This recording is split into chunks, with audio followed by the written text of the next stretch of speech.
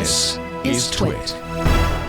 I'm in Oakland, California at a museum of video games. You can probably hear them in the background. It's actually called MADE with Eric, who handles all of the technology that we're about to see here. What does MADE stand for, and what's your purpose? It's the Museum of Art and Digital Entertainment, and we are all about preserving video game culture, video game history, the real experience of when that history was developing, the people that were involved, and the consumers that were taking advantage of all of this. Let's take a look at some of the stuff that we can kind of, I don't know, dive into the history. You were just saying that you kind of follow from the beginning and go, follow the timeline. We start out with a lot of the earlier stuff in this area, and then it kind of gets newer as you go clockwise throughout the entire building. Oh. So right now we have a Magnavox Odyssey 3000.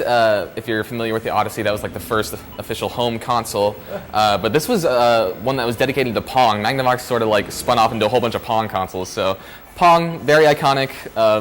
Obviously a good place to start. You've got some stand-up arcade games distributed throughout, but that's not your focus. Not really. We're trying to get more into that.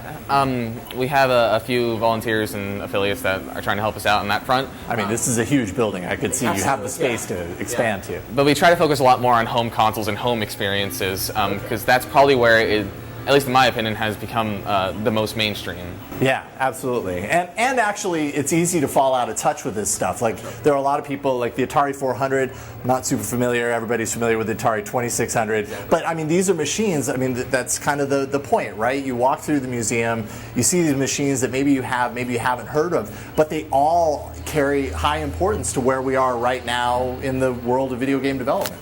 And it's very interesting to see, because like the 400, is obviously much more of a home computer, so it's kind of cool to see the evolution of turning from more computers into a more of a mainstay in the house. Oh, the Vectrex. This is great. This is the first time that I've actually seen a Vectrex in person, actually. So what makes the Vectrex unique? I mean, it's pretty obvious, but... So a lot of older arcade games, they didn't use sprite-based graphics, which is what you usually see in, like Street Fighter, Mortal Kombat, all that sort of thing. They use vectors, where everything is drawn with lines of light. And there wasn't really a whole lot of experience in that outside of the arcades. So the Vectrex in 1982 was an attempt to sort of make that a home console. This is really interesting because vectors, for the most part, can't be emulated and feel and look the exact same way that the original hardware has. No, when you look at it through a monitor like this, and what was the Tank Vector arcade game where you actually put your head into the machine? Like when you play a game like this, like there's no duplicating that on a CRT monitor. Exactly. You can do it through emulation. You can play these games through emulation, but you're not going to get that kind of like vibrant line drawn on the screen. Sort of thing, yeah, it has a little bit of the smearing effect. And television, of course. Now, this is a question that I had as far as archival of the actual games for these systems. I had the 5200, so I'm so happy to see it represented here. But I mean, how do you maintain these cartridges, and where are they coming from? Because that's got to be a big effort, just collecting all this stuff. So maybe this is a good place to sort of start about how the MADE got started. Our founder and director's name is Alex Handy, and one day he was at the Laney College flea market and found like in development beta chips, like ROM chips for Cabbage Patch Kids Adventures in the Park. Yeah, for ColecoVision, I remember that one. Okay. And so he bought that and realized what they were, and kind of came to this realization that like this isn't as important in an archive sense as it maybe should be, and that's kind of how the MADE started, is that he brought those here, got a lot of other things that he probably already had, donations from other people. That's the other thing that a lot of this is the a lot of donations that come in. So people that are getting rid of their old consoles, or companies that are trying to clear warehouse space. The magazine GamePro that went bankrupt and defunct a while back, they actually donated a lot of their entire collection to us. Awesome to be the recipient of that. Yeah, so anybody that's actually watching this that has some of these systems, like, are they able to be like, oh, well, I'll just make this in an archival, offering to MADE instead of selling it at a garage sale? Like, do you guys just accept them and figure out what you do with it from there? Absolutely. I would say more of a focus is obviously in working hardware, or at least in restorable or repaired hardware. We really try to take everything that we possibly can, Atari 2600, nice little zone for that. I mean, oh man, I love all these machines. The NES, you got the Master System, right? That's the Master System. Yes, Sega Master System. The Master System. I'm sure the Mega System's over here. The GameCube. Wow, this is crazy. So anyone can come in here and pay $10 basically and play all these console games. For the absolute like whole day. That is awesome. Portable systems down there. I remember the Nomad. That didn't really go very far. That's kind of a shame too. Yeah, well, Nomad was a very unique little thing. Well, and that's I think, from my perspective, why something like this is so important. All these little machines, all these little consoles have been created, and then you've got the ones that you've heard about. You've also got all these little ones that had a handful of games that didn't really go anywhere. But that's history, and based on where video games have evolved to and how important it is to today, there needs to be a way, some way to kind of archive that. Absolutely. Do you run into any legality issues when it comes to archiving some of this content? Because I mean, cartridge base is one thing. You have to own the cartridge in order to play it. What about like software that's on a floppy? Like what do you do from a legal sense on archiving a lot of that stuff? So that's an interesting sort of question.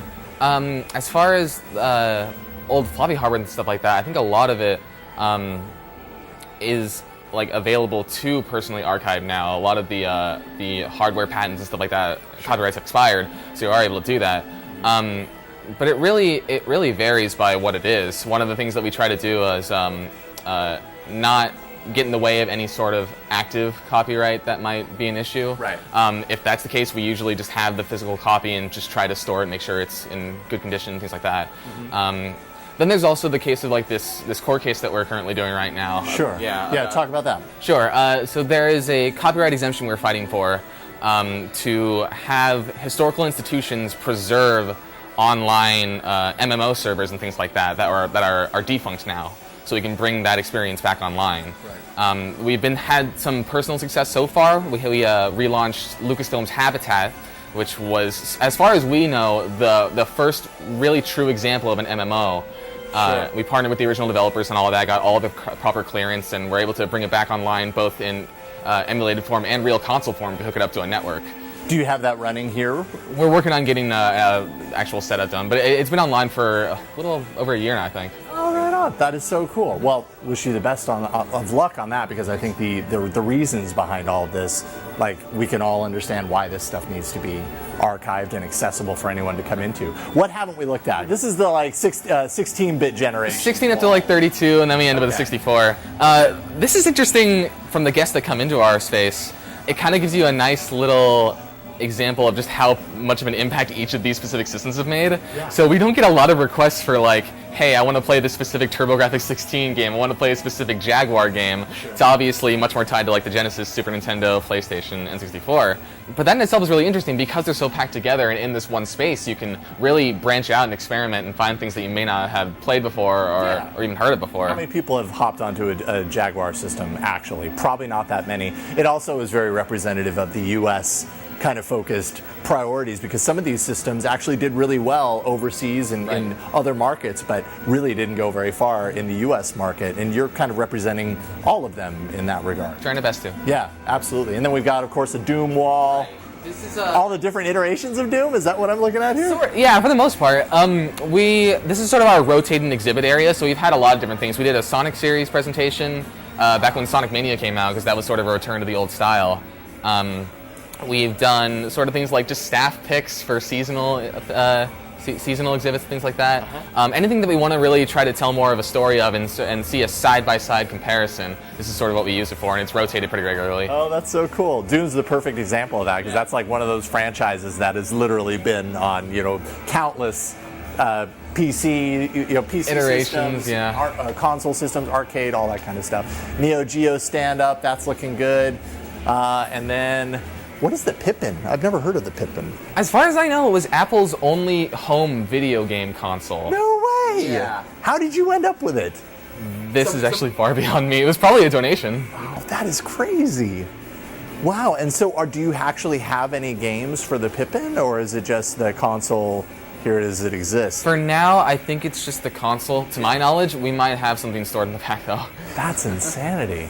Wow, yeah, and those are kind of the museum pieces that, where in the world am I ever going to run across a Pippin before? We had a booth at GDC, and we brought a fully working Virtual Boy which was a very interesting thing to see. All these people come up that have heard of the Virtual Boy and the whole story behind it, how it's a big flop for Nintendo and things like that, but they've never actually played it before. Yeah. So I always made sure to tell people, like, the rumors are true. It will strain your eyes if you're not careful. Yeah, you got to be careful with that. One of my cousins actually had one years ago and brought it to a family reunion, and I played it a couple of days because just nobody had one, and it will strain your eyes.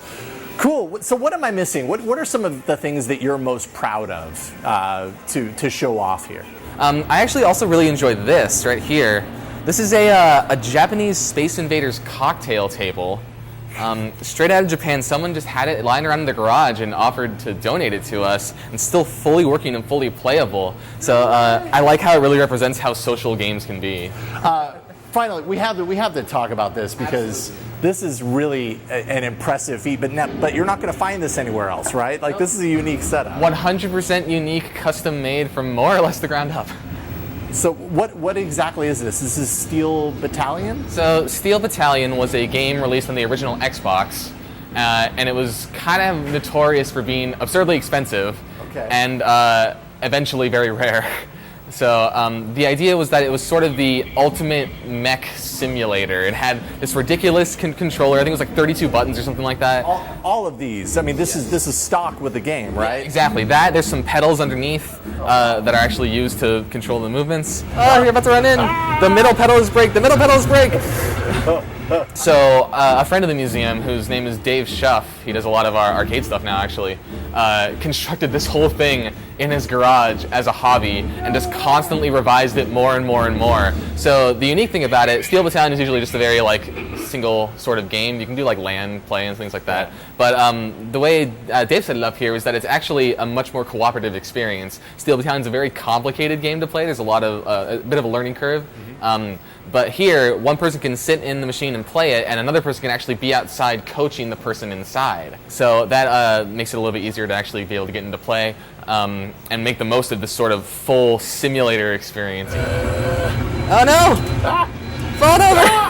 I didn't think about that. Dang it. Oh well. All right. All right, so obviously a lot of fun in games, but there's also an educational component. Where does that happen, and what is that? Well, our current focus right now is to teach sort of programming and computer skills to low-income families. So right now we are teaching, we're using MIT's Scratch program, and we're teaching sort of coding languages to children for free. It's basically sort of a first-come, first-serve RSVP sort of deal, but yeah, they're totally free, and kids get access to the museum afterwards. So it's not just about playing games; it's also about learning how to make them, and just making sure that all of this is preserved. I think it's a pretty noble cause, and I love it. Where can people find out more, and if they happen to be in the Bay Area, what should they do to come and attend? So we are at 3400 Broadway, right in the heart of Oakland. We are open Fridays from 3 to 9 p.m. and weekends from noon to 6 p.m. We also have tournaments and things like that. If you want to find out a lot more about us, just go to themade.org. You'll find most of the information you need there. We also have some social media channels, usually just at The Made or at The Made Oakland, I believe. Right on. The Made's a lot of fun. You guys got to check it out. Thanks for talking to us today. You're very welcome.